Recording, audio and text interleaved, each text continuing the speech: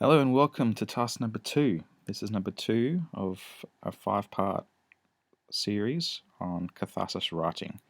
I sincerely hope that task 1 was enjoyable for you, and let's get into task number 2. So we're talking about music. We're going to ask the question to yourself, what's your favourite song or musical piece and why? Okay, have a quick think about that. Music's powerful, more than we realise. That affects our whole brain, not just a part of it, and continues to have a hold on us even after we've lost other brain functions. It's important to consider what music you've been listening to and how it affects you. Are your musical choices benefiting you or hurting you? American musician Billy Joel once said, "I think music in itself is healing. It's an explosive expression of humanity. It's something we are all touched by, no matter what culture we're from. Everyone loves music." So, most of us would wholeheartedly agree with that statement.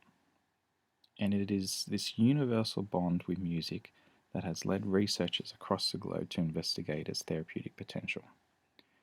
Researchers are finding that the health benefits of music may go beyond mental health, and as a result, some health experts are calling for music therapy to be more widely incorporated into healthcare settings.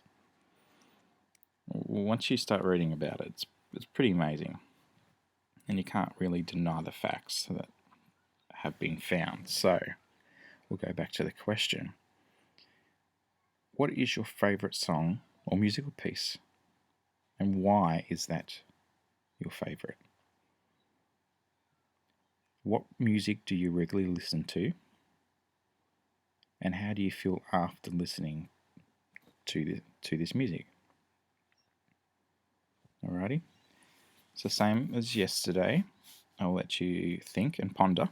I'll let you sort of digest that, and maybe you're steering your thoughts in the wrong direction. Maybe you've reflected on this and thought maybe your choice in music isn't the best.